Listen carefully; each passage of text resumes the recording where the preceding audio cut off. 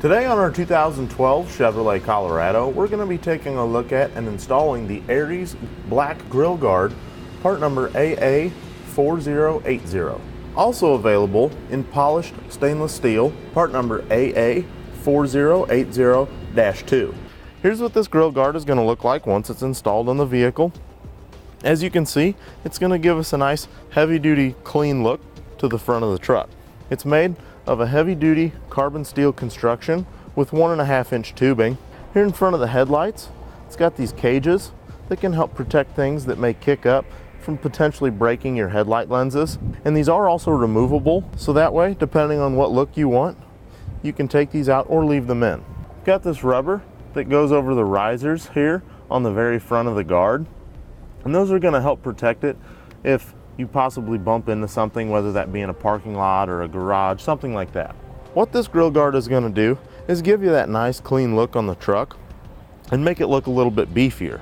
It also gives you the option with 2 grommets that are in pre-drilled holes here in the center crossbar that you can mount up a light bar if you'd like to for any off-road use.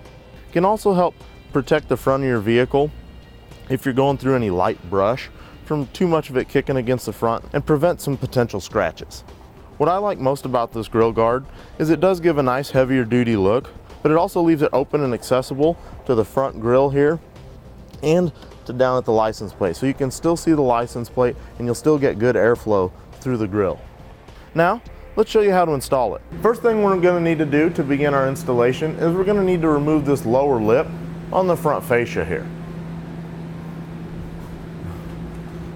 So where that lip is over at the fender, there's going to be a push pin fastener in each side. You can use a flathead screwdriver or a pair of side cutters. You want to pull that center out, and then once you pull it out, the body will come with it. Keep in mind when installing this, whatever we do on one side, we'll be doing that exact same thing on the other side. Now, there's tabs all along the front here that hold this up into place. You can take a flathead screwdriver and work up underneath there so that you can pull the tabs out. And then we'll just continue along the front and release all of our tabs. We'll reach around the edge of it here to pull that out and release it. And we can pull that lower lip of our fascia off. Now we'll remove this plastic splash guard underneath. There's a 13mm bolt on both sides that holds it in.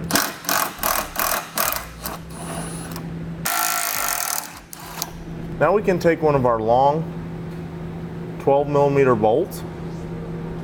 We'll put one of the flat washers onto it. And then we can take our bracket, because with this one, it doesn't have the other mounting location, so we'll need to create it using this bracket.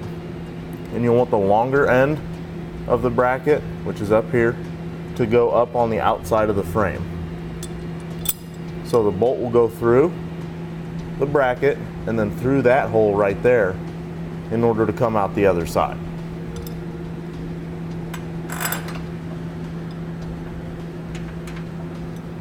Then on the inside of the frame rail, we can take our large mounting bracket, slide it up into position to line that upper hole up with where that bolt's coming through. And then we'll put on another flat washer, a split lock washer, and a hex nut. You just want to get that started. Then for the lower mounting point, what we'll do is we'll take one of our 10mm bolts with flat washer, insert it through, and then on this side will be flat washer, split lock washer, and nut. Now just under the inside edge of the headlight here, there's a bolt that mounts up the bumper. We're going to use a 15mm wrench in order to loosen that. Once you've got the bolt loosened up, and there's a good little gap there, we'll be able to take our upper bracket and we'll take the open end here and we'll slide it underneath the head of that bolt. And you'll want to be sure to refer to the instructions so that you can make sure that you have the correct side. Then we'll get that pretty straight and leave that right about there. We'll leave it loose just to make sure in case we need to adjust this a little bit when we put the grill guard up into place. We don't want it to be tight. Now, with the help of an assistant, take our grill guard and carefully slide it into place and line up the holes in the lower bracket. Then we'll take our shorter 12mm bolts with flat washers and insert them through the holes. Then on the other side of each bolt, we'll put a flat washer, lock washer, and nut. Now we'll carefully take our grill guard and get it lined up with the holes in the upper brackets. And then we'll take one of these bolts with the Allen head on it and a flat washer and send it through. Then on the inside, we'll install flat washer, split lock washer, and 10mm nut. With all the hardware installed, we can make sure that our grill guard is level and make any adjustments necessary. Now we can begin tightening all of our hardware down to make sure that our grill guard's nice and secure in the position that we want it. Then we'll use a 5/8 socket, and you'll need a 6mm Allen key for the head of the bolt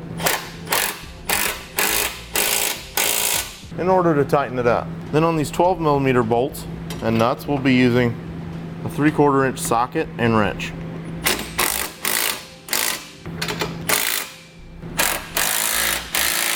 And then on this 10mm bolt here at the bottom, it'll be a 5/8 socket and wrench. Then we'll torque it down to the specification listed in the instructions. Then we can reinstall our splash guard.